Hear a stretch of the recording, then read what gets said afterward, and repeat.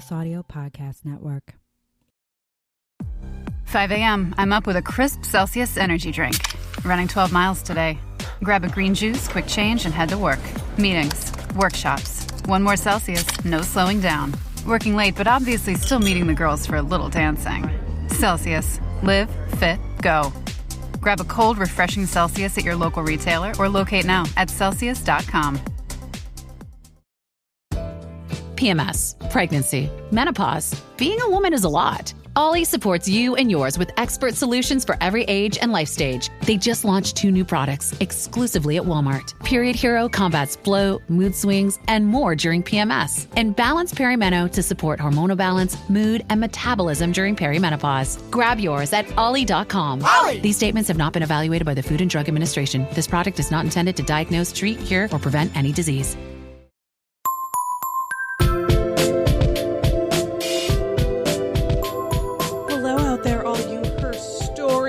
Welcome to another wine-fueled episode of Whining About Herstory, the women's history podcast, where we whine about women that you from history that you definitely haven't heard of. Well, maybe you have, but you definitely should have if you haven't.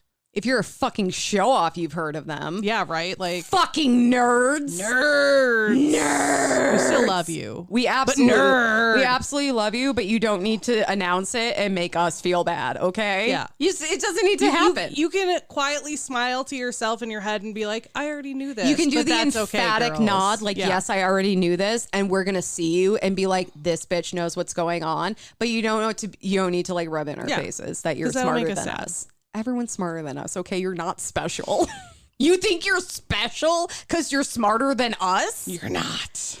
Get with the program, bitches. We are the lowest common denominator. And that's math. Yeah. I'm Emily. I'm Kelley. And I'm coming off real aggressive. And I think this wine might not be good anymore. It's absolutely not. This wine is... I mean, it's like 3 or 4 years old at this point. I drank my entire glass. I know. I just took like one sip and I'm like, you haven't had any? I just took a sip. It's just, that's bad. I'm sorry. I was talking about Japanese schoolgirls in battle and you weren't drinking any wine through that? I was just so locked in. So we're drinking, like I said, so bad. If someone like is either currently going through episodes and you hear this one or maybe you know, we bought like a summer wine pack, and I think it was like 2 or 3 years ago now, and they're like tiny bottles. We still have some. This is the Bloom and Blossom California Rosé, and I know we've had this one before, and I remember it being better, which is why I'm like, I don't think this wine is good anymore, so the last one might have to go to Drew. But I drank it. But it says, spring is in the air, and new blooms tell the tale of the change in the weather. To help celebrate, we invite you to enjoy the best of the season with Bloom and Blossom wines. So, like, again, it was a pack. Speaking of beautiful flowers, this is a little shout out to Sophia Flores. We did get your new wine sponsor. Emily needs time to prepare. So we also need to find a good wine for it. No, you can't tell people what it is. So Sophia Flores has once again sponsored a glass of wine with a very specific request. Our buymeacoffee.com/WAH pod, where you can sponsor a glass of wines for as little as $5. So get on that, like some cool people like Sophia. And I had Sophia had sponsored like 5 glasses of wine. You shouldn't tell them what you're going to do. It should just be a surprise. I'm not telling them. Just let me do my fucking thing. I drank the bad wine. I'm in control here. Okay. But no, so Sophia, I had made a joke about doing some parodies. And Sophia heard my challenge and accepted it and raised me a glass of wine. She leaned in. I'm going to be workshopping this before we feature the wine, because this has to be good. Yeah. So this isn't the parody shit that I can come up with 30 seconds before Kelley hits record. Okay, it might be a few episodes, be artistic, but we saw it and we wanted to let you know that we saw it. Since I saw the email, I've literally been workshopping it in my head all day. That's what she does in her free There's time. There's a lot of stuff going on, and I can be whatever backup you need. Yes, we got this. It's gonna be great. But yeah, Sophia, we saw it. It will happen. Challenge accepted? Challenge. I mean, like, what? Let's do it. Let's fucking do it. Like, I mean, you kind of challenged yourself. It's kind of your own fault. Oh, if it isn't the consequences of my own actions. Yeah. But yeah, so in place, we are drinking this super old Bloom and Blossom wine that I thought tasted off, but I just kind of accepted it. And Kelley immediately is like, this is not right. Like, this is disgusting. And I'm like, this is disgusting. And I drank a whole glass. Yeah. Well, because like, so one of, like, if maybe a month or two ago when we did one of our like distance recordings, I drank one of these and I was like, this doesn't taste as good as I remember it, but it wasn't this bad. But I think it was the Chardonnay, and this one's the rosé. Yeah, this one is not good. No way, rosé. I think that really just goes to show corked wine keeps better than not corked wine, because these are screw tops. You know, I think when we're getting into the realm of like 3 to 4 years of wines just sitting out, I don't know if the cork or the screw top matters that much. I mean, there's a lot of wines that you do age.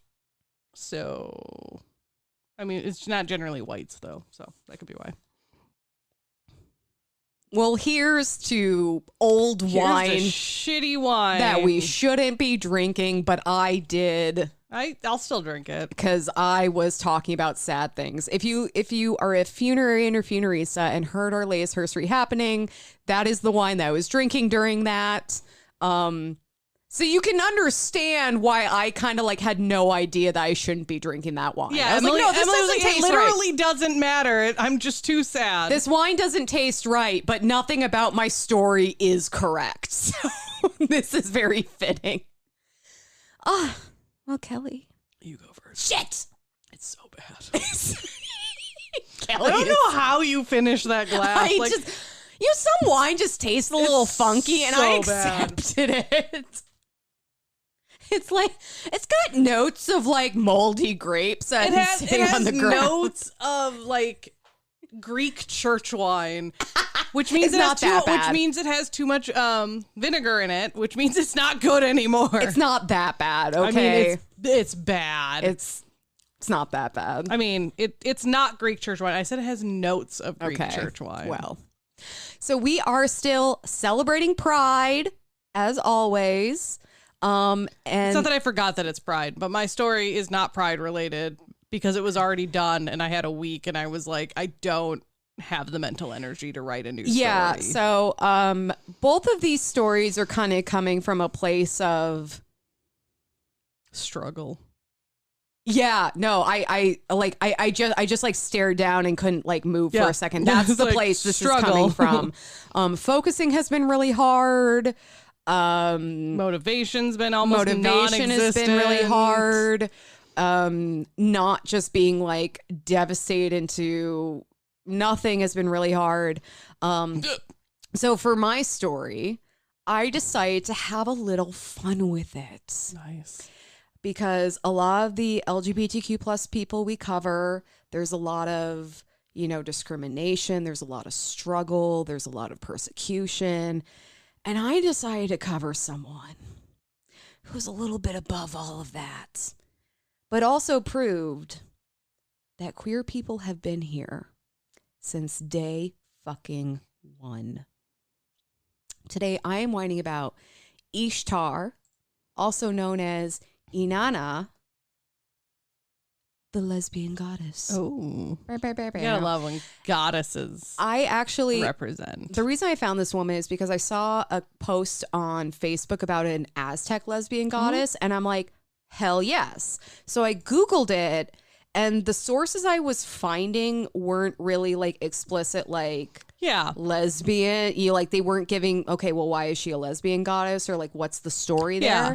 But then I was like, lesbian goddess. And after I got rid of all the porn results, I found this person. So I'm very excited. So what if I told you that one of the most powerful goddesses of one of the most advanced ancient civilizations was a lesbian or trans? That would be awesome. Or non-binary or all of the above. I would say that's awesome. On today's episode of Queer People Have Always Been Here, we're traveling back to 3200 BCE. Before the Common Emily. That works too. I almost said before Cunt Emily, but there's Emily, no before. You're not common. You're amazing. To ancient Mesopotamia and Sumer. So you may know them from such hits such as 6th grade social studies and wrong answers at bar trivia. So speaking from personal experience. like when people talk about ancient civilizations, I'm like, is like Mesopotamia the Byzantines? Yeah, the Byzantine Empire. I just at first I was like, oh yeah, Mesopotamia. They're the ones who had like the first written laws. No, that's not them. I'm like, nope. Mesopotamia is like one of the first civilizations. It is. Though. It is actually referred to sometimes as the cradle of civilization. Okay, yeah. I was like, I know exactly what you're talking about. A couple of quick disclaimers. So the goddess I am referring to, she is known as Ishtar in Mesopotamia and Inanna in Sumerian culture. Mm-hmm. She kind of evolved like a bunch of cultures kind of like meshed her together, and she became known as Ishtar more broadly. Okay. There are some quotes where I might say Inanna because that was like the Sumerian. It was the Sumerians, but same lady or same general concept of the lady. Yes. So located in modern-day Iraq, Mesopotamia and Sumeria boasted advanced treasures such as clay tablets with mathematical formulas written in cuneiform and clay tablets with poison recipes written in cuneiform. I haven't heard the word cuneiform since 7th grade. I swear to God. A lot of clay tablets going on. There's a lot of clay tablets. Your library was a fucking mess. Moving, a nightmare. You just had to buy new tablets. There was no way to move that shit. God, think of having a cat. Like, your shit would just be gone. Your cat would be like, oh, you want to read this? Well, I just pushed it on the floor and it broke. Fuck you. One of my favorite historical tropes is cats being cats through history. So, like, you'll see a parchment written in ink and then you'll see, like, little cat footprints because the cat, like, stepped through the ink or something. It's just, or, like, cats, like, cat prints on, like, tile. See, I'm not even thinking cat prints. I'm just thinking the cats just break the fucking I know, but tiles. I just love the idea. Like, no, cats have always just been cats. Yeah. No matter what is going on. Like, hey, whether they're knocking over glasses of water or clay tablets, they be knocking shit over and messing up your life, and then we thank them for it. I have a fuck ton of scratches on my arm. I was a little concerned about Emily. And I lifted my arms up and Kelly's like, what is on your arm? I was like, Emily, please tell me those are from your cat. Yeah, no, my cat was kneading on me. And like when he does that, he kicks his back paws. And he was doing it with his claws. And I was so tired and out of it that I didn't stop him for like 20 minutes. And I didn't notice until the next day where I was like, my arm kind of stings. What the? Oh, Jesus Christ. Yeah, it looks pretty bad. It looks worse than it is. But yeah, it's so. The Mesopotamians also had a robust polytheistic religion, which included the goddess Ishtar or Inanna, depending on your persuasion. In fact, the earliest Mesopotamian texts discovered were found in a temple dedicated to her. So she's kind of a big fucking deal. That's awesome. So quick note, in most sources, Ishtar is referred with she, her pronouns, though in some representations, she is non-binary or even gender fluid or like changes her sex. Like she's kind of whoever the hell she wants to be at any given time. For consistency, I will be using she, her pronouns with a note, you know, that if Ishtar would like to correct me, I just hope that you will be gentle. Please do so without lightning. I will humbly acknowledge my mistake and correct myself from here on out without making a huge deal about it and like crawling up on my cross. Mm-hmm. Like we will make appropriate amends if you would like to go by something else. Because you do not want to fuck with Ishtar. You do not want to get on her bad side. This was supposed to be a light episode, Emily. It is because it's... I'm just teasing you. Comparatively? I mean, yeah. Absolutely. There's no asshole named Mordecai ruining people's lives here. Okay. It's just the Queen of Heaven being kind of a bitch. That's kind of a theme with a lot of like lore. I'm sorry, like Hera. If you get to be an all-powerful immortal deity, of course you're going to be a bitch. Or maybe you're just perceived as a bitch because you're like all powerful immortal deity, and like male deities just can't handle that. So, known as the Queen of Heaven, Ishtar was the goddess of sex, war, and justice. In fact, it's a nice combination. I like that. In fact, in Sumerian culture, war might have been called the dance of Inanna. Nice. So, like, it's like we're going to the dance of Inanna instead of we're going to war. It's like, oh my God. Like, that's how closely associated she was with war. This apparently gave her sex swapping abilities that she could use on herself and others.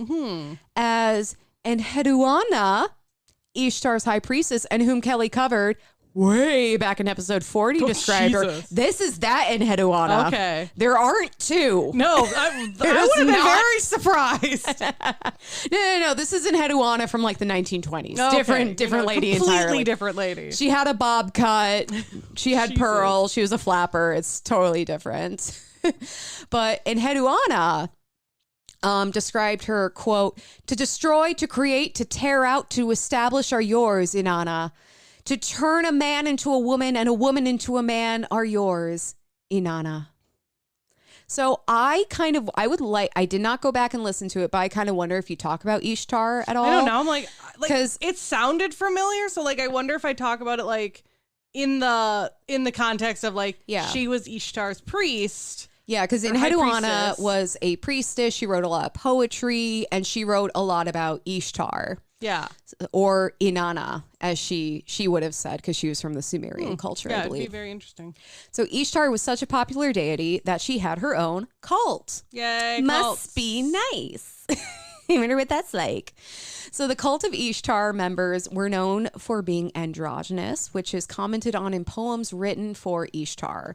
Her power to be able to change someone's gender offered an explanation for her followers to also change their gender presentation or be free of the binary altogether. That's awesome. So it was definitely not true for everyone who followed the cult of Ishtar. And like, just because you followed the cult of Ishtar, that didn't mean you didn't believe in the other deities, but she was just like your main girl. Like, no, this is the one I'm back in. Yeah, well, because like, I think of even like, when you think of like Greek religions, there's like a whole pantheon of gods, but a lot like priests, priestesses, and people who followed them, you usually had like the main deity you worshipped. You still like, recognize the other ones and like, probably did festivals in their honor, but like you had your main one of like, this is my deity. Yeah, and this wasn't like Heaven's Gate suicide cult. No, exactly. Like when we say cult, it's just kind of like a faction of followers. Yeah, like a funerary cult. Yeah, ever heard of it? If not, there's a Patreon that you can sign up for. That for as little as $1 a month. Might be one for as little as $1 a month. I don't know. Maybe you can hear about like the really sad story that Emily told while drinking terrible wine. I don't know. Just I don't know if I'm gonna finish that glass. Every time I like think about it, I'm like, but it's so bad. So, according to Mesopotamian family lore, Ishtar was the daughter of An, the god of the skies, and one of the three primary gods. So there's like three primary gods. There's a lot of this that does remind me of Greek mythology, because there's like, Zeus, Poseidon, Hades. There are these three primary masculine gods, including An, and Ishtar is one of his daughters. Okay.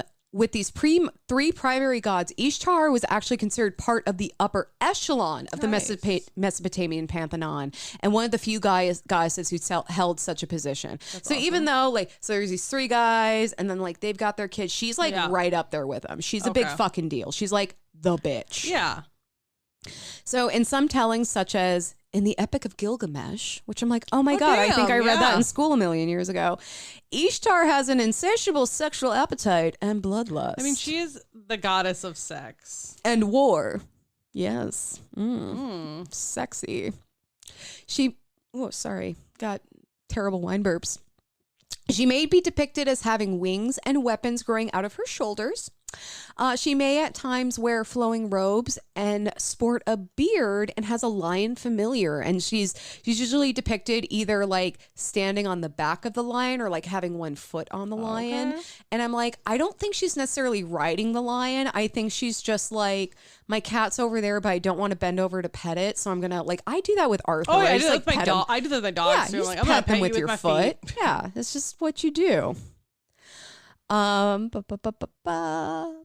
So the lion is a symbol of war and strength, which makes sense if she's also the goddess of war.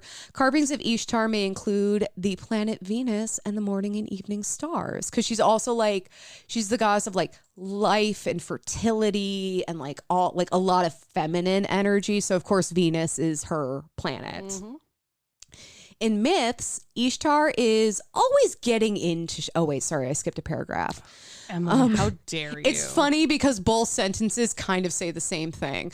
Ishtar is a bit messy. Okay. In a hymn dedicated to her, it reads, "She stirs confusion and chaos against those who are disobedient to her, speeding carnage and inciting the devastating flood, clothed in terrifying radiance."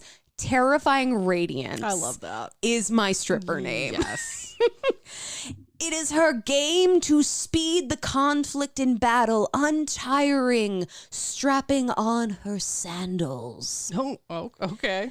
In myths, Ishtar is always like getting into shit, often taking the domains of other deities. So it's like she's also a little bit of like the goddess of chaos. She's just a little smidge. bit of if I ever become a goddess, she is who I want to be. I love her very much. Maybe not like I don't want to take your spot, but like teach me your ways. We're all looking up at like the series, be like, no Don't offense, smite me, please. no offense. She's a little bit of an antagonistic figure.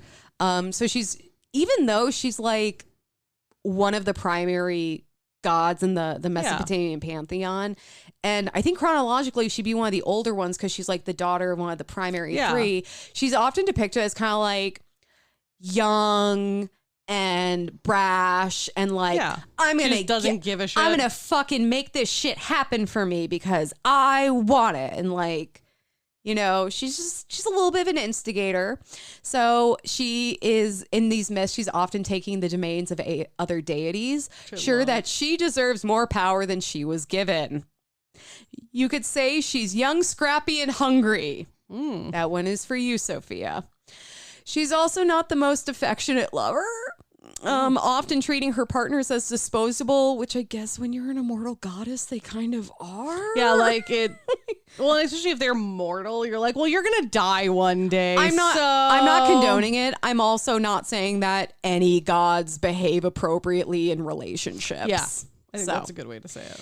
Ishtar is pretty interesting, but what her cult tells us about the cradle of civilization is really incredible.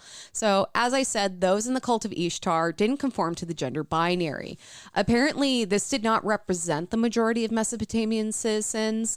I read that and I'm like, okay, but how do we know? Because archaeology is inherently we colored. don't know, Mesopotamia. Archaeology is so inherently colored by our present day biases and understanding of sex and gender and male and female roles, to the point where we are like learning, we're going back and looking and being like, that was a woman warrior and we just assumed she wasn't because it was a woman. Yeah. That might have been a problem. But according to our current understanding, it was not like the mainstream, you know, in Mesopotamian culture to not adhere to the gender binary. However, Ishtar was a top-tier goddess, which offered her followers a sense of virtue by association. This means that Ishtar's followers were represented in royal courts, government, and other centers of power. That's awesome. Far from a fringe collective, non-gender conforming individuals were active and prominent participants in society. This also led to us having a greater documentation of their presence and importance in society. This offers us irrefutable proof that gender and sexuality has always been a varied spectrum, and also does not discount you from being in a leadership position. So even though the gender presentation of her followers may not have been the mainstream, it did not exclude them from acting as any other citizen. That's awesome. And part of that was like Ishtar was such a prominent goddess in the pantheon. Yeah, exactly. That it's like You might get smited. Well, she has this power to switch genders. She can switch her own gender. She can switch other people's genders. So who are you to judge someone else? Yep. And this is like one of those unique positions I feel like you and I do not encounter very often in our day-to-day, where religion is being used to protect queer folks and non-gender conforming folks instead of demonize them and penalize, because we often see it being used to hurt people. So that I thought was super, super interesting. Yeah, that's super cool too. But again, also it's like, this is the cradle of civilization. Mm-hmm. And trans and non-binary and gender fluid and queer people were there. So what the fuck are you talking about? They weren't like... Exactly, like, they're not new. Yeah. Like, this is not a new phenomenon. Like, what is wrong with you? So now here's something that we actually haven't talked about in a while. The dinner party. Oh, damn. You remember that? That's going back. Series of it. Jeez. So The Dinner Party, a feminist art installation by Judy Chicago, features a triangular table which includes place settings for 39 famous women from history and mythology. Ishtar is actually included on Wing 1 from prehistory to the Roman Empire. Oh, yeah. We've actually, I was looking at the list of people that we've covered, and I did not list them all on here because that just feels excessive. We've covered a lot, though. We've covered quite a few. Other women in that section that we've covered include Hatshepsut. I would say Hatshepsut is in that section. And Judith, who cut that dick's head off. And then she could have cut his dick off too. I would not have cared. Yeah. And then because it's Pride, lesbian icon Sappho. Yay. I have been wanting to cover her, but there's a lot more information on her than you think there would be. Conflicting information on her, because I've looked into covering her before too, and I'm just like, there's a lot here, like more than I realized. Here's the thing. She's a lot, and I do not expect her to become less for me, but I also want to do it right. Exactly. And I'm not always like in the time schedule where I can like make that happen. So Ishtar embodies a multitude of contradictory identities: life giver and warrior, lover and conqueror, man and woman. But that is what is so amazing about her. She shows that these identities don't have to contradict each other, that they can all exist inside one person simultaneously without conflict. Except the conflict that she's putting on other people because she's kind of messy and a little bit chaotic. You know what she likes to do. It is only our binary perceptions that put all of these identities at odds. I had a professor in college, and one of the quotes she would always say all the time is like, "Of course I contradict myself, for I contain multitudes." Mm-hmm. So many things can be true, and so many feelings can be valid and accurate that feel like they shouldn't like coexist at the same exact time. And that's normal. And we're taught it's not. Yeah. So Ishtar also shows us that once again, for the people in the back, LGBTQ plus people have always existed, to the point that one of the primary goddesses in the cradle of civilization was a sex-changing, non-binary, gender-fluid, lesbian powerhouse. Yep. And that is the story of Ishtar, the lesbian goddess. And I love it. I love it so much. I probably could have gone into more, but this was kind of the point I wanted to make. You know, and it was starting to get into like, well, this myth says this, and then this myth says, it was just like I'm like too messy. I'm not here to like give the ultimate rundown of Ishtar, but this was kind of the point I wanted to make, and it reminded me of Alice, who I covered last week, where it's like she's containing all of these identities at the same time, and they coexist because they inherently are not combative. They're not inherently, God, I can't think of any fucking words today. Adversarial, They can coexist, but we're just taught through flawed logic that they're not supposed to. Yeah. So yeah, that's Ishtar, also known as Inanna, the lesbian goddess. The lesbian badass. The lesbian badass of war and life, and amazing. changing people's sex and gender. which are two different things, in case you didn't know. I learned that in high school. A lot of people didn't learn that ever and refused to learn. Words just on a tangent. Words mean things, and you refusing to acknowledge the definitions and the meanings of those words doesn't make them less true. Anyway. Kelley, my darling. Yes. Who are you whining about? I was just double checking that I haven't covered this person. Who are you I don't know my brain. whining about? I am whining about Isabella or Belle Boyd. Okay. She's not on my list. So. Okay. The name doesn't... Boyd? I'm like... I know. But that's also not like... I don't know. Yeah. You're like... So she was actually born Maria Isabella Boyd, but goes by Belle. So Belle is how I will be referring to her. So I am picturing her as Belle from Beauty and the Beast, and we're there. She was born on May 9th. And for some reason, I didn't put the year in here. It can be any year you want. This is a choose your own adventure. 2009. How about she's like in high school? 1844.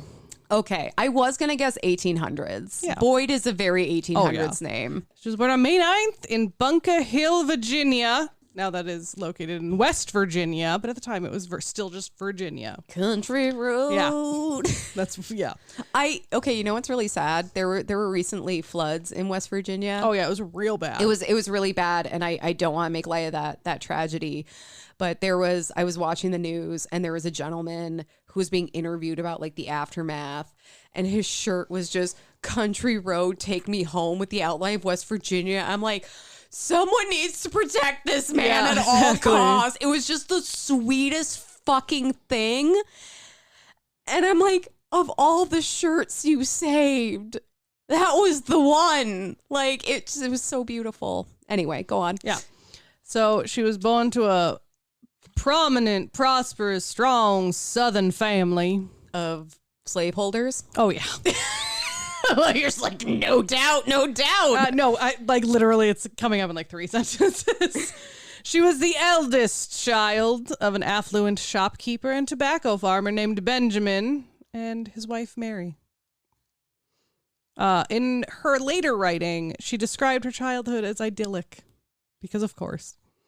Yeah, because she wasn't the one having to pick tobacco. So when Belle was 10, the family would move to nearby Martinsburg, Virginia, with their 6 slaves. See, I was like, I included it.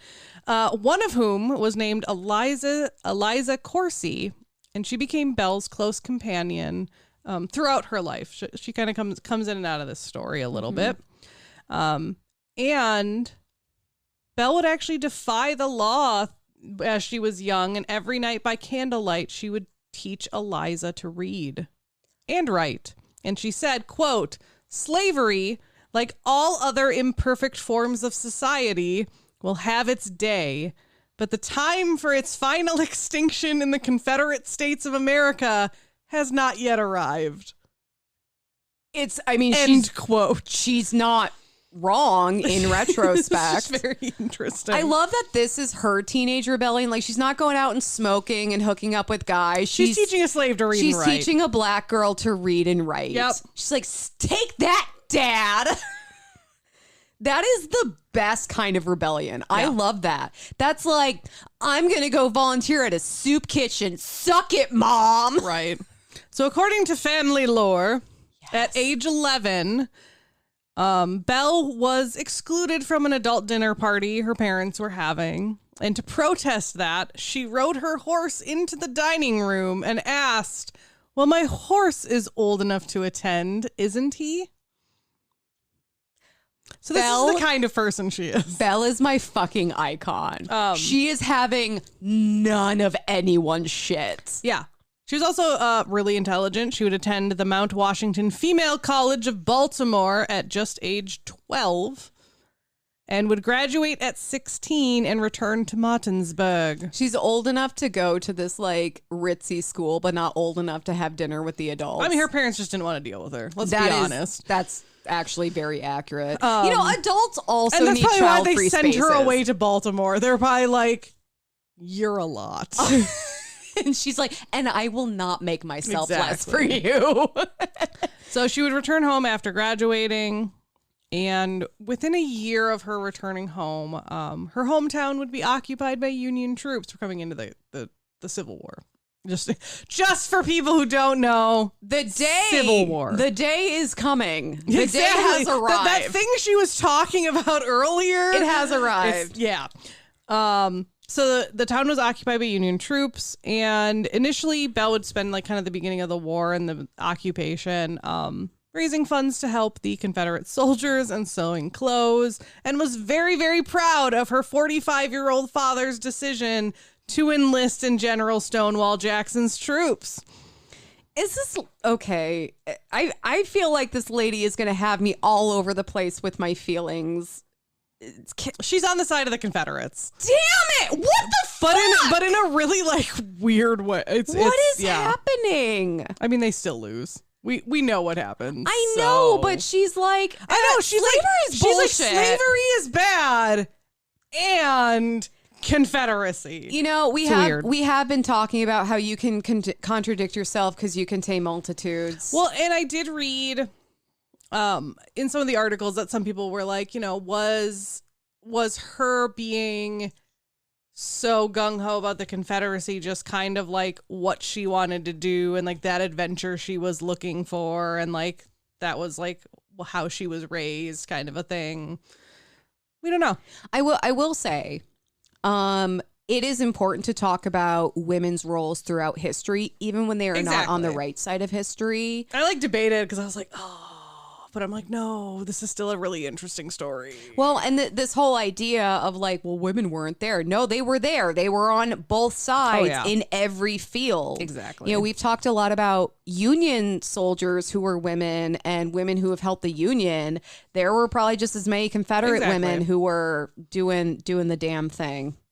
So shortly after the town was invaded, there was a group of rowdy soldiers that invaded Belle's home to accost in one way or another her mother and herself. I read in some places that they were trying to like raise a Union flag at their house and they were like, no. I read in other places they were trying to assault the women. Something was going on. And in the end, Belle fatally shot one of the Union soldiers. Damn. She wrote in her post-war memoirs, this is her memoirs, which have been, like every single source was like, she exaggerated the shit out of her memoirs. So she sounds a little dramatic. Yeah, but it's kind of fantastic. Okay, you know what? Here's my headcanon. That story of her riding the horse into her like parents' dinner party. She just completely made it up. No, it was just like one of those like little horses on a stick. But she like in her memoir, she's like, it was a real fucking horse. This beautiful black stallion. And really, it was just like one of those like pony horses. God, that'd be so funny. She's like making the galloping sounds like. Yeah. No, she has the servant behind her with the coconuts. Yes. Yeah. But we do know she did shoot this guy. We do know that. But in her memoir, she writes, quote, "This man addressed my mother and myself in language as offensive as it is possible to conceive. I could stand it no longer. We ladies were obliged to go armed in order to protect ourselves as best we might from insult and outrage." She ended up getting, like, there was, like, she was watched. There was, like, a committee put together to be like, okay, was it protection? Was it not? Like, how bad was it? She did get off. Like, she kind of got, like, a slap on the wrist. And according to her, the commanding officer inquired into all circumstances with strict impartiality and finally said I had done perfectly right. So I also want to point out, you in that quote you used the term outrage. That is old-timey speak for sexual assault. Yep. So it's insult and outrage. Yes. Basically, she's saying they were allowed to arm themselves in case of assault. And yeah. Like, and then but that threat presented itself. Usually not guns. Yeah.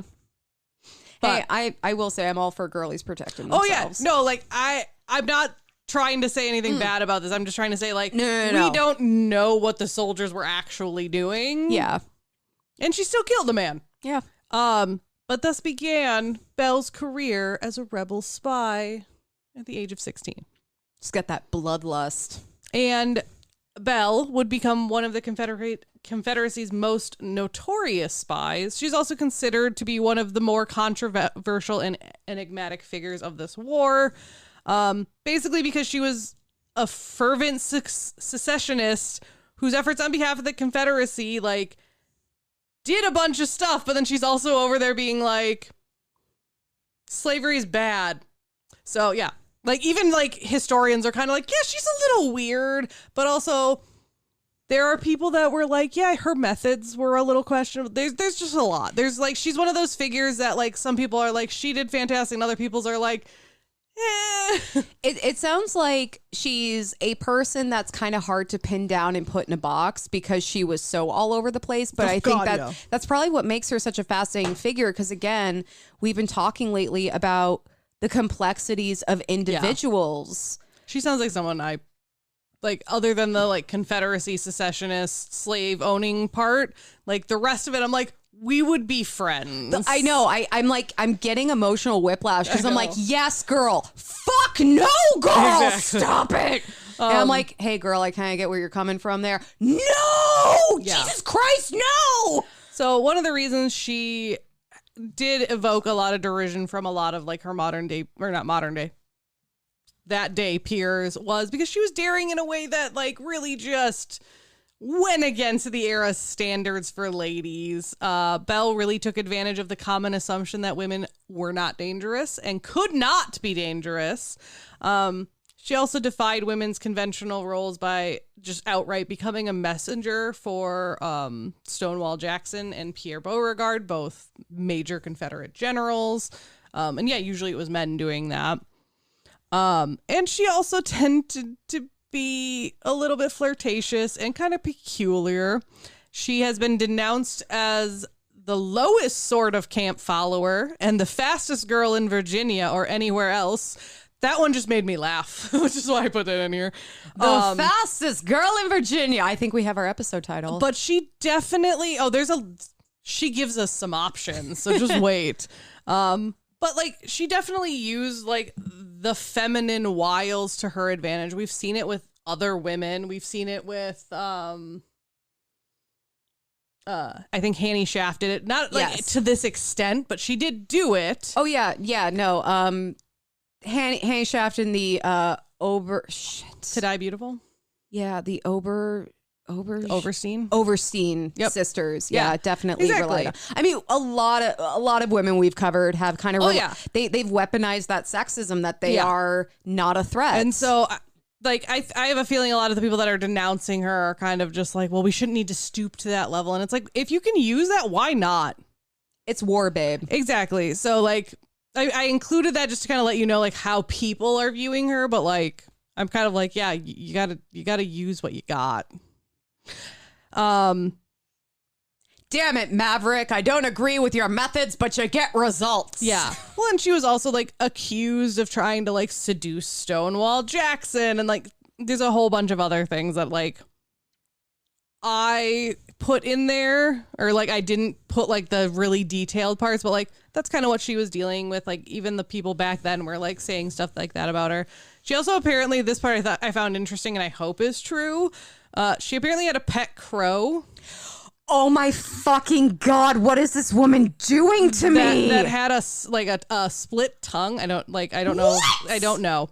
And she had trained it to say Miss Belle, Stonewall, and General Lee. Which I was like, there is no way any of that is true. I really hope so. But generally you can't, like, crows can kind of speak, but not like the way parrots can. I don't think. I don't know. I'm Googling it. Keep talking. Okay. I'm gonna do some quick internet research that's gonna immediately make me an expert. So I will say, like, some people were uncomfortable by Belle's physical presentation. She was not like conventionally overly attractive. A journalist often wrote about her that she had a longish nose and kind of was a bit horse-faced.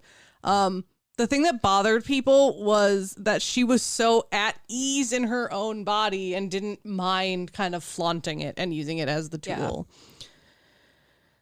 So, yes, Belle was very unafraid of using her feminine wiles, and she would flirt with Union officers who were often her strongest source of information.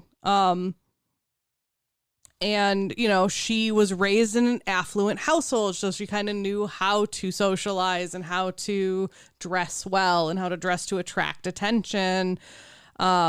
At one point, she even like wooed a soldier and wrote to him, "I am indebted for some very remarkable effusions, some withered flowers, and last but not least, for a great deal of very important information." So, quick interjection. According to birdsauthority.com, which is my new favorite website, the answer is yes.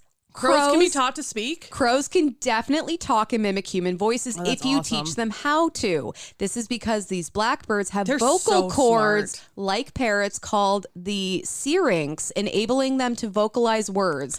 On top of that, crows are exceedingly intelligent birds with an excellent memory, and in this guide, you will learn how to make them speak. So if crows can be taught to speak, can ravens? Because they're in the same family. So this is just talking about crows. It's birdsauthority.com/can-crows-talk/ Great. Step 1, build trust. Step 2, choose the right words. Songbirds will quickly learn to say common words that are short and spoken regularly, so you must avoid complex phrases, perhaps like Stonewall Jackson.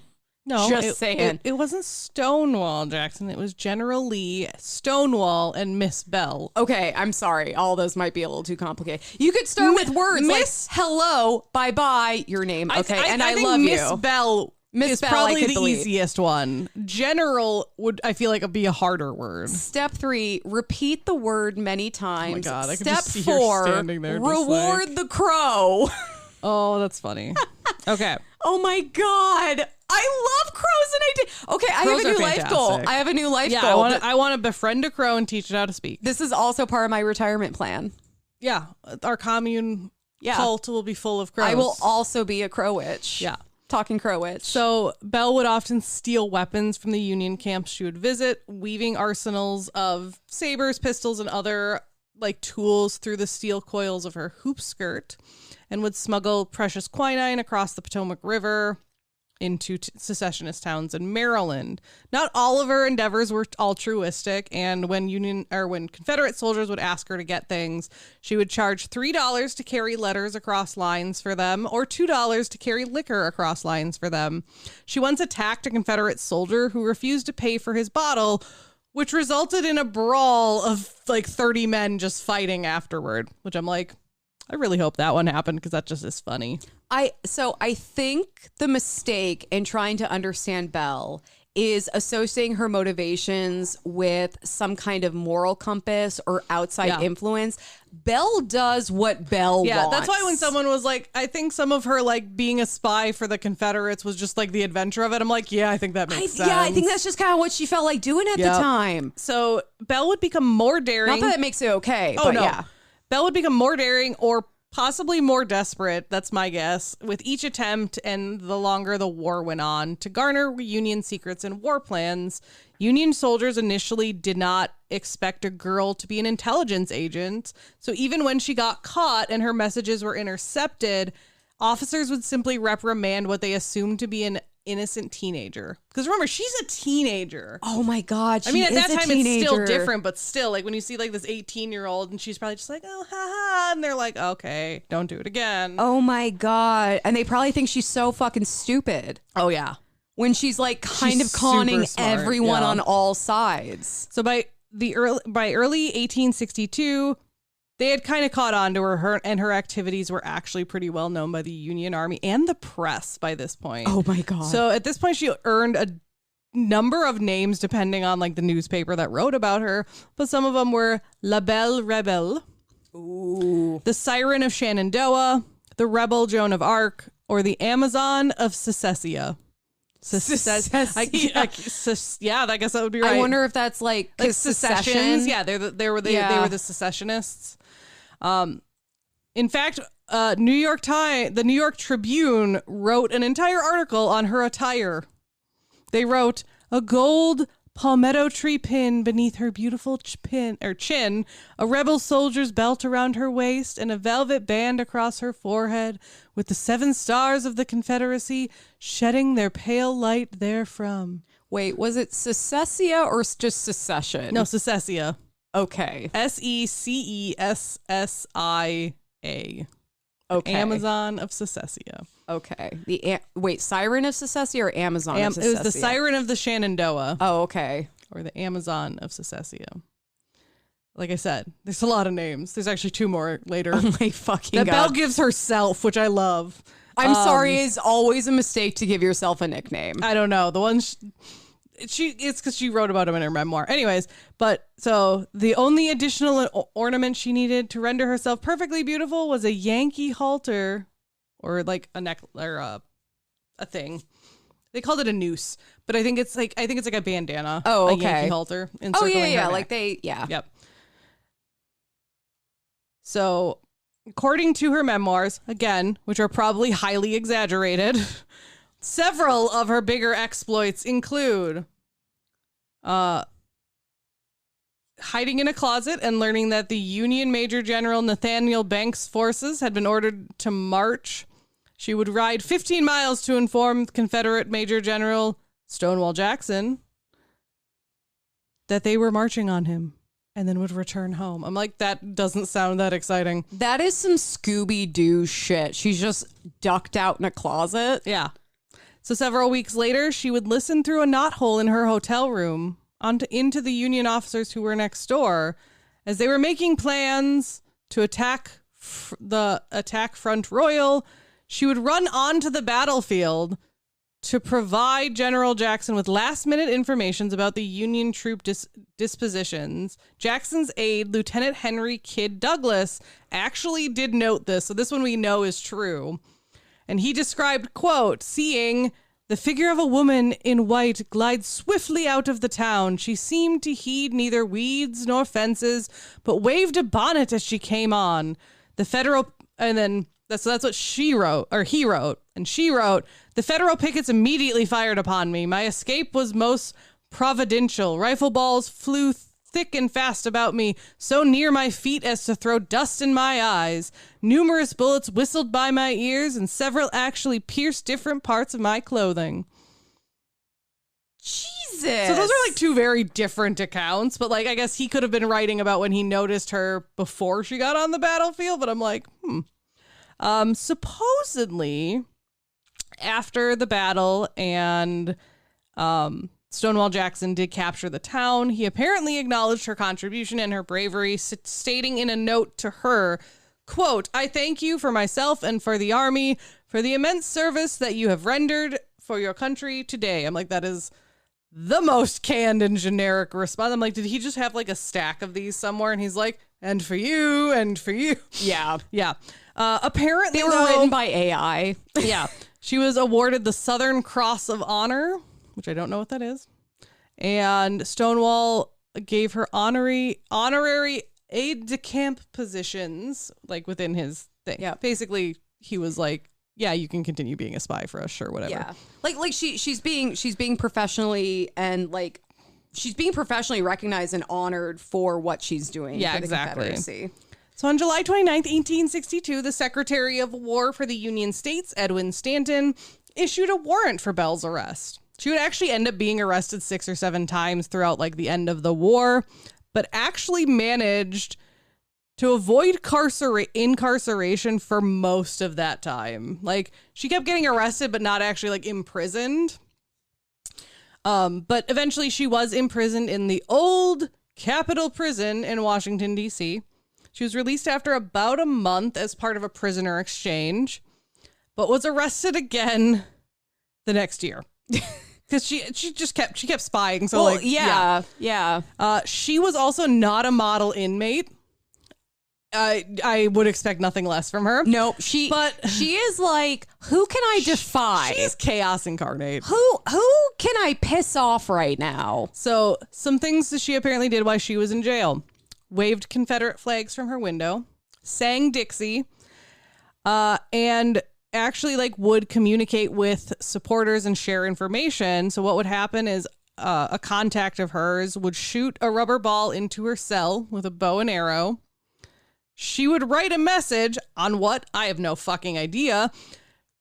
Sew it into the ball and then throw it back out the window. And I'm like, if that actually happened, I'm just impressed. I'm less confused about that than who the fuck is giving her Confederate flags to wave from her prison window. I don't know. How is she getting those? She's just sewing them somehow. What the fuck is happening? This is so theatrical. I know. I know this isn't like an LGBTQ plus, like a pride story, but the theater, the amazing. drama, the flamboyance. Oh, yeah. So this time she only spent about 6 months in jail, and she was released and banished to the South. They were like, just go home. I feel like anyone else, they would have just killed her, right? Like, probably. I don't know. I don't know how common that was back then. She instead decided to sail for England because I don't know why. The United States was no longer passing the vibe check. When they found out she was doing that, she was arrested again. They suspected being, a Confederate courier, passing notes on the ship, something like that. She eventually would... I couldn't figure out if she was released again or if she escaped prison when they said she escaped, but she escaped to Canada with actually, surprisingly, the help of a Union naval officer named Lieutenant Sam Harding. I hope he was like, you just need to fucking leave. Yeah, probably. You're entirely too much. We're already in a civil war. We cannot deal with whatever the hell you've got going on. Just leave. So, and then from Canada, she would eventually make her way to England, where she would actually meet back up with Lieutenant Sam Harding, and they would get married. What the fuck is this bitch doing? Yeah, and see, that's why people were like, she married a Union soldier. Like, what? And this is why I think the mistake in trying to understand her and her motivations is thinking any of it is coming from a moral or philosophical center. I think she is very much just being like, what do I want to do right now? I want to ride my horse into this dining room because I want to be at that dinner. I want to spy for the Confederacy because it sounds fun. Yeah. Or it's like, that dude tried to make it like, be shitty to my mom and I killed him. And that dude helped me escape to Canada. And this is what I'm doing now. Like, yeah, she is all over the place. Oh, yeah. I think it's insane. It's like she's just doing the thing to do the thing. It's not like Attain level, like insane, but like it's pretty crazy. In the realm of reality, it's pretty wild. God, yeah. And yeah, you're right. She is all over the place. And again, I think the mistake is assuming that any of her actions are motivated from some kind of moral or philosophical center. Exactly. She's not the South will rise again. Nope. She's not slavery is bad. She's kind of like, I mean, slavery's not great, but I don't really like give it that much of a shit. I think that's exactly like thinking about her quote at the beginning. I think it is just kind of like, yeah, slavery's not great and it's probably not going to last, but right now that's what the Confederacy wants to do, so that's what they're going to do. Yeah, I think she's coming more from a place almost of apathy. Yeah, I think she just like doesn't care. But wow. So, went to England, married the lieutenant that helped her flee to Canada. They would have a daughter, Grace. And then it was funny because I was trying to figure out what happened to him because he disappears. And some article said he died. One article just said he left. One article just said he exited her life. And I'm like, I don't know what that means. He exited her life stage right. Like, I don't know what happened to her first husband. It kind of sounded like he died. But either way, they had a daughter, and shortly after their daughter was born, he was no longer in the picture for whatever reason. I will say, him exiting her life, that feels like on brand for her, where it's like, no. People don't die. People don't. It's like, no. That person is just no longer here. They exited, and we're moving on with the story because it's not about them. Yeah. So she stayed in England, and to support herself and her child, Belle would publish the memoir I talked about, the probably highly exaggerated one. And it was called Belle Boyd in Camp and Prison. In Camp and Prison. Which, like I said, kind of, like probably romanticized and like exaggerated her exploits, but did sell really well. And she actually also would become an actress. Of course generally she did. Acting out her own story. Of course she did. This is what happens when theater kids don't have an appropriate outlet for their bullshit. She would return to America with her daughter in 1866, where she would continue her stage career and lecture on her war experience. She billed her show as The Perils of a Spy and herself as the Cleopatra of secession. Oh my fucking That's the last God. one. No. Oh, no. No, I don't think that's the one you should pick, but like that's the last name, I think. I'm just like, again, it's always bad news when you give yourself your own nickname. Mm-hmm. Always. In 1869, she would marry for the second time to a man named John Swainston Hammond, who was an Englishman who had also fought for the Union. Please tell me that his big dream was to open up a theme park with dinosaurs. Definitely. Yes. Yep. Okay. He wore a lot of white. Yes. Little cane. straw hat. Yep. Cane with the mosquito. All right. So they were married for 16 years, had 4 children together, and then after 16 years, she was like, "Yeah, I'm done with you," and she married Nathaniel Hyde Jr., an actor 17 years younger than her. Wait, was Nathaniel the first guy she married? No. Wait, hold on. Who the fuck was that? I thought Sam. Oh, never mind. Sam Harding was the first person. Sorry. And then I'm she getting married confused. John. They were married for 16 years, had 4 children together. She divorced him and then 2 months later married Nathaniel Hyde Jr. It's time. It's her cougar era. Oh, God, yeah. This bitch is so messy. Like, when I read that, I was like, that is very much one of those things that she was on the stage. This young guy had interest in her and she was like, "Yeah, I'll leave my family for you." You know what's funny is I can't predict what she's going to do next, No. but none of it surprises me. I'm like, nope, exactly. that tracks. In interview later in her life, Belle talked about her life, and she kind of characterized it as if she basically committed one long sin, with one exception. Well, so this is what she said. Fighting for the preservation of slavery is a pretty big sin, just going to say. So this even is if you don't actually care. This is what she said, quote, "I have lied, sworn, killed, I guess, and I have stolen, but I thank God that I can say on my deathbed that I am a virtuous woman." She didn't have sex before marriage. That's all I can think of. I just think it's funny. Well, I think she's saying, but I did all of it for the right reasons. And I think those reasons were because I wanted to. Because that's what I felt like at the time. I also love, she's like, I killed, I guess. Yeah. So she spent even her later years touring, but her play became increasingly meager to crowds because the people who had lived through the war were starting to die off or didn't care anymore. She was becoming destitute and she was estranged from her eldest daughter, Grace. Yeah, because she abandoned the fucking family for a child.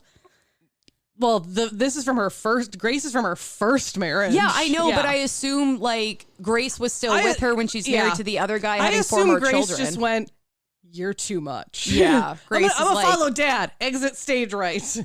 I also kind of wonder if she has a little bit of hint of narcissism. Maybe, probably, because she's got major main character energy. Oh yeah, and I can't imagine someone who's that into themselves and their own legend and perpetuating it being a really emotionally available mom. Oh yeah, no. Not that's not possible, and I'm making some judgments on a woman who's been dead over 100 years on little information. And we'll never know. Yeah, but it kind of sounds like maybe she. Yeah, she did briefly spend a small time in a mental institute, but she got out, which is good. Oh, and did they say what she was committed for? No. Nope. Just being a lot. Yep, exactly. It's girl. So she actually wrote, quote, "Fortune has played me a sad trick by letting me live on and on." So yeah, she kind of was upset that she kind of kept going, but found comfort in one fact. And one thing that she got to do later in her life. So as she's getting older, people in the set kept popping up, because her story was out there, being Belle Boyd, being this Confederate spy, all this stuff. And for some reason, toward the end of her life, almost 1900, impersonators started popping up in the South, and there were just women roaming around claiming to be Belle Boyd, wearing military dresses, and basically caricaturing her. And she took a great pride in carrying her identification wherever she went and proving to people that she was the real Belle Boyd. Because it has to be about her. Exactly. I was like, that's so funny. Oh my fucking God. She would die of a heart attack on stage. Are you? Oh my God. That's her dream. That was her dream. The weirdest part of this is where she dies, Emily. At age 56... on June 11th, 1900, while on tour in Kilbourne, which is now Wisconsin Dells. She died in the Wisconsin Dells, and she's buried there. Shut the actual fuck up your whore mouth now. God damn it. The amount of times I have driven through the Wisconsin Dells. Yeah, we're going to have to go and find her grave because it is there. It's still there. Not even to pay respect, but just be like, bitch! Dude. What the fuck? I just want to be like, what the fuck is happening? We need to go and like pay respects to her chaos. Oh my God. Yeah, I was reading this story and I was like, oh, she's probably like, you know, buried in Virginia or Washington, D.C. No, she's fucking buried in Wisconsin Dells. That is... Yeah, I was like, that is the weirdest part. So yeah, she had a heart attack and died. The story has taken, and she was buried in Spring Grove Cemetery in Wisconsin Dells with members of the Grand Army of the Republic, which are Union soldiers. Jesus Christ! As her pallbearers, probably because she didn't have anyone else. Her grave is inscribed with the following: Belle Boyd, Confederate spy, born in Virginia, died in Wisconsin, erected by a comrade. That's it. That's it. That is the most Kelley, what the fuck have you just done? Yeah. I also kind of want have you ever heard those people who like they have this I think there's a name for it, but they have an inclination towards risk taking. They just like are more like they need to push the boundaries more. It also kind of sounds like she was like that because everything she did had a risk with it. Like teaching Eliza to read and write, that was illegal. Oh yeah. That was a huge risk. But she didn't care. I think she liked the thrill, riding her horse into her parents' dinner party. Taker. She loved that. Shooting that dude. She's like, fuck yeah, let's go. Like being a spy. Again, I don't, and this doesn't make it like okay, but I don't think that she had like a moral or philosophical compass that she was following that led to her actions and behavior. I think she was just like, big main character energy, maybe a bit narcissistic, and definitely a risk taker. We've been in Wisconsin Dells together. Oh my God, you're right. We have in college. I know. I was like, it was literally like the first like year we knew each other, but we've been there. But yeah, so this on the duck boat. Absolutely insane, like this woman who led this very crazy life has literally been buried from about 2.5 hours drive from where we live. And we just never knew it. And we were in the Wisconsin Dells together over a decade. I also think it's just like over a decade before we like started this podcast. I also just think it's crazy that like she was this really insane like Confederate spy that people like still kind of talk about. And she's fucking buried in Wisconsin. I kind of love that, though. Checked. She is still buried there. Jesus Christ. Well, they can't have her back. Just like Minnesota is not giving back that Confederate flag, we are not giving back Belle. But we will actually have to go there sometime. I just think it's so funny. But yeah, like, so I do want to say, like, yeah, like this is very much like I don't necessarily have like a legacy, but it is just like that representation of like women were there, women were doing the thing. And just like men, because, you know, like men always give that excuse of like, well, I don't need a reason to do things. So, like Belle is an example of like her reason was I wanted to. Her reason was I don't even think she had to justify. She's like, this is what I'm doing right now. Yep. This is what's happening right now. And I don't know.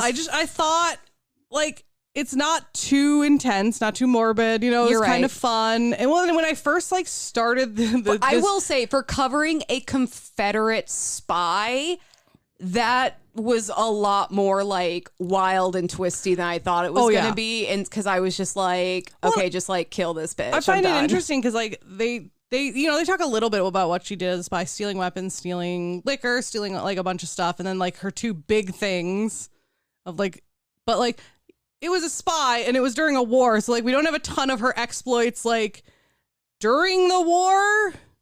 I want there to be other than like she was crazy. I want there to be an old slapstick comedy about her.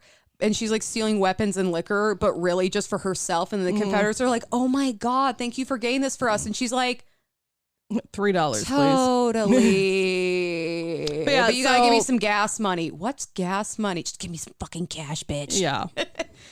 What the fuck? Sorry, that was insane. Oh, I know. But that was like insane. I just wanted to like, I don't know. Like she was just one that I was like, I kind of like read about her and I'm like, all right, it seems weird to cover like a Confederate spy, but like also I like me a good crazy story. You know that. That was wild. And just kind of trying to figure her out that whole time where every paragraph was another, okay, I got to rethink this. What is her deal? I will say I did read somewhere when she was like acting, when she came back to America, she would end her shows apparently by saying one God, one flag, one people forever. So like she very much came around to like not being a secessionist at some point. Well, yeah, they had lost the war. Yeah. And so since like her grave originally was just like that little, it was like a little stone that said that. Since then, there is like they've Wisconsin Dells has fancied up her grave a little bit. They added like a new plaque that kind of explains more like who she is. They talk about the one story of like where she ran out onto the battlefield like to tell them something and got shot at. Yep. She didn't die. Allegedly. And like it has like a little fence. So they fancied it up. Now it looks pretty nice now. I will say if we go there and there's a Confederate flag, I'm going to snap it in half. Yeah. There better not be. From what I saw, there was, but this picture is several years old. So I'm kind of hoping they took it down. Nope. Snap it in half. Yeah. Not appropriate. Get that shit out of here. Yeah, especially if afterwards she was like saying like, nope, we're fine. We're one nation. We're, you know, like, yeah, maybe not. So, yeah. They also apparently one of their duck boats is named Belle Boyd. So. Fucking stop. Yeah. Oh my God. But how is this lady? I don't know if that boat is still around because it was like a while ago that they did that. But I feel like it would be problematic to have a duck boat named after a Confederate spy. Because I'm definitely not for naming anything after like Confederate heroes. I just read why there's a giant concrete slab around her grave. Is it because people were vandalizing it? No, it's because people from Virginia wanted to dig her up and move her back to Virginia, and Wisconsin was like, no. Ew! So that's kind of funny. They can't have their Confederate flag back, and they can't have their lady back. Yep, that's kind of funny. I think it's actually even more funny that like when they laid the concrete, the United Daughters of the Confederacy did come up and like bless it, and God, I hate them. But here's the thing that I find funny about it is I'm like, you're still pissed about it because you don't want her here. Yep. Like, so yeah, you're here and you're blessing it or whatever, but you're not happy about this. Also, so good job. Also, this is the woman that you're like standing behind, the woman who probably actually never gave a shit about your cause and was just like an agent of chaos for whatever served her and married a Union soldier. So apparently what the daughters and denounced the Confederacy. Apparently what the Daughters of the Confederacy did was bring soil from Virginia here or to Wisconsin so that she's buried in both. And I'm like, no, she's still buried in fucking Wisconsin and you can't have her back. Jesus fucking Christ. People are like, you didn't want her when she died. Why do you suddenly want her now?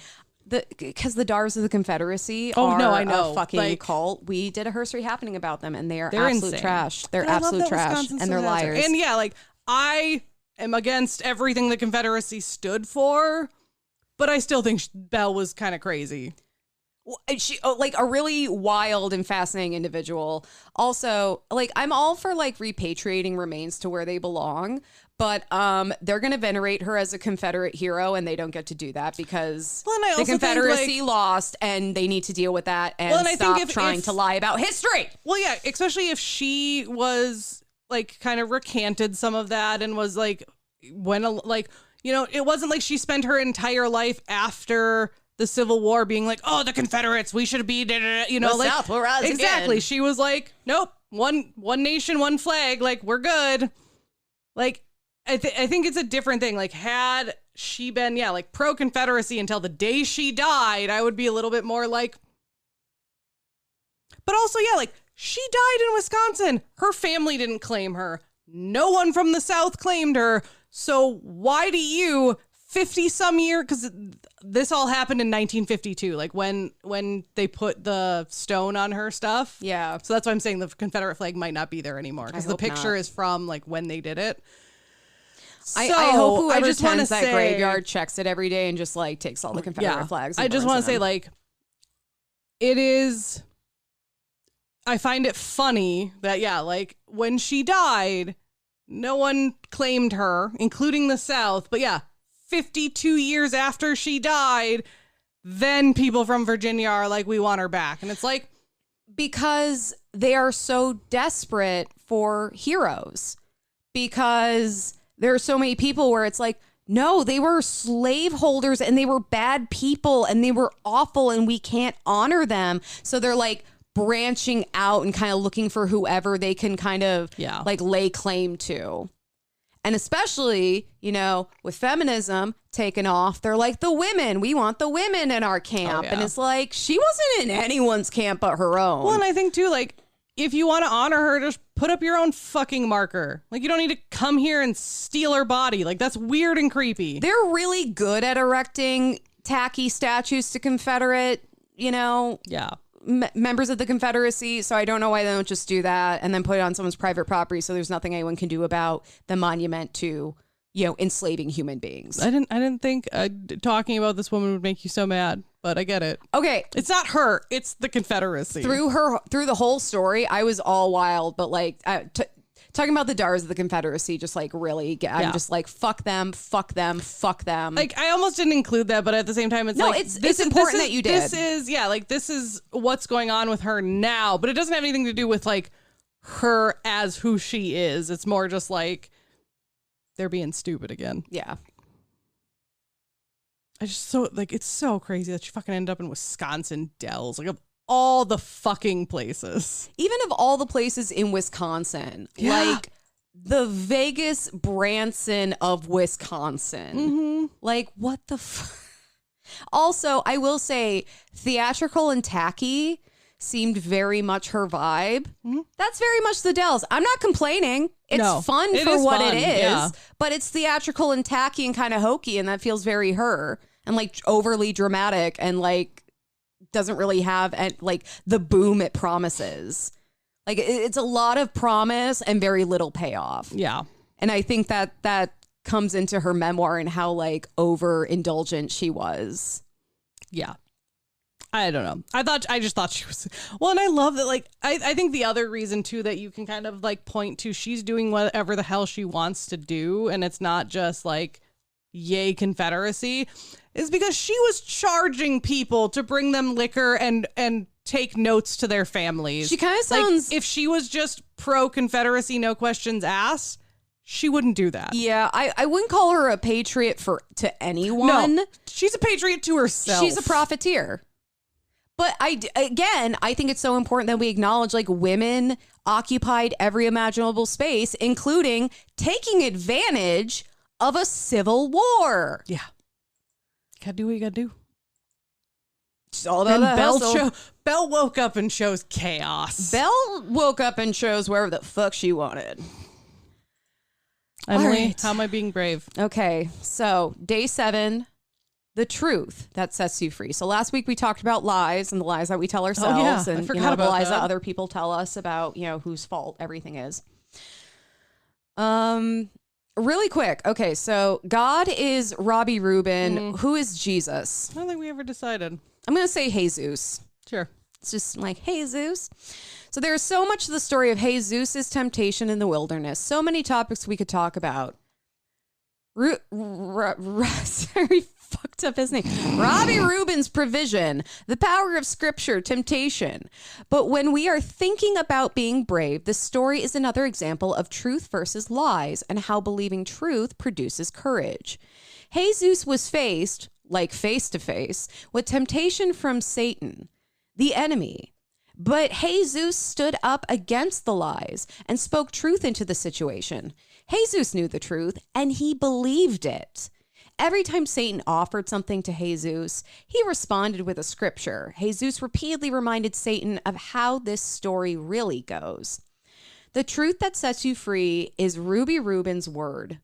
If you fill your mind with his words, that truth will make you brave.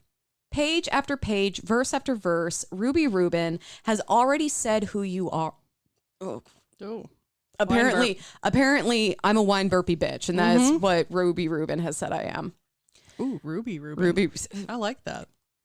I feel like I changed his name through episodes. Is it Ruby Rubin or Robbie Rubin? It's supposed to be Robbie Rubin. Is it Robbie Rubin? But I like Ruby Rubin. All right. Well, you know. We were saying she for a long time, so. You know what? Because God is so far outside the bounds of gender and identity, we can do whatever we want. Exactly. You are released to believe that you are who he says you are, that the Bible is true, that the Holy Bible is true, that you are deeply loved no matter what. Will you be brave enough to believe him? Believing truth is always a choice. In every situation, in every conversation, and in every moment that you begin to criticize yourself, you have the choice to fight for truth or give in to the lies. But the lies make so much more sense, Kelley. Oh, yeah. I am trash. Yeah, exactly. I am a horrible trash. Person. I am sucking my job. All of the above. Yep. There's so much power when you begin to understand that you are who Ruby Rubin says you are, not who other people say you are or who you believe you are. Let me tell you about believing in truth and how it changed my life. I'm free. I can live and speak and love openly because I believe I am who Ruby Rubin says I am. My insecurities are quieter, not gone, but quieter. My worries are lighter, not weightless, but lighter. And my heart is fuller because I know how Ruby Rubin feels about me and how he feels about you too. Be brave. Copy this prayer into your journal. Ruby Rubin, tell me the truth of who I am. I'm listening. I want to be free from the lies. Do that for me. Rescue me. Bring truth like a waterfall. I'm good. I just want a sticker that says, Ruby Rubin, tell me the truth of who am I. I gotta say, like, all I could think of for, like, your entire reading of that is, like, she was talking about, like, you know, write down whatever to do whatever, you know, like the word of God and like, and we were talking about Satan and literally all I could think about was not today, Satan. I know. Like, that's all I'm going to, that's all the words that I need is not today. Not today, Satan. Well, I think bless you. I think I'm done. Yeah. I'm good. Ruby Rubin, bless thee.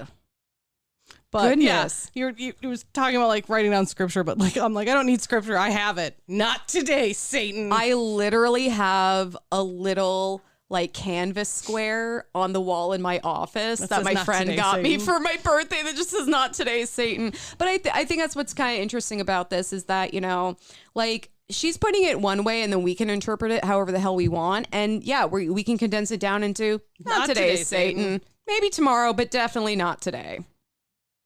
Yeah. Well, thank you so much for listening to this particularly unhinged episode of Whining About Herstory. Yelling about Wisconsin at the end. Tested every feeling I had, and I did not mean to make you feel those feelings. I apologize. It was just very complicated and a lot, but you know, it was good emotional exercise. It was good emotional yoga. Yeah. I've stretched out my feelings and now I'm more flexible. So more flexible, a little confused, you know. more flexible, way more confused, less susceptible to Satan, because quite frankly, I can't take anyone's input right you're now. Just like, I don't. Belle has me like just mental loops. Oh my God. Well, thank you so much for listening to another episode of Whining About Herstory. Like us on Facebook at Whining About Herstory, Instagram at WAHPAD. Our website is whiningaboutherstory.com, where you can find a link to all of that, a link to everywhere you want to listen to us, and a link to our merch. You can also find a link to our Buy Me a Coffee, where you can sponsor a glass for $5 or a bottle for $15. And perhaps you can request a song parody about your name. Yeah. Because apparently we're doing those now. I feel like we need to charge more for that. No. $300. Yeah, exactly. I'll do the whole fucking album. You pay $300. We'll make a fucking play about you or something. I'll do the whole first disc for $300. I mean, I'll do it with you. You don't have to do it alone. Rate us 5 stars wherever you listen, because it pisses off all the right people, like the Dars of the Confederacy. Fuck them hard. We also have a Patreon where you can join our funerary cult for as little as $1 a month. And hear me talk about schoolgirls in the middle of World War II. And, a lot of other things, too. So some things are a lot less depressing. Some things. Like how corsets kill people. No, wait, that was also depressing. Like women's clothes sororities. Don't have pockets. Okay, I need to stop naming the ones I've done. You've done Girl Scouts and sororities. I'm like, and sports. Fashion that kills you. Yeah, it's funny. Oh my God. Thank you so much for listening to another episode of Whining About Herstory. I'm Emily. I'm Kelley. Have an empowered day, y'all. Bye.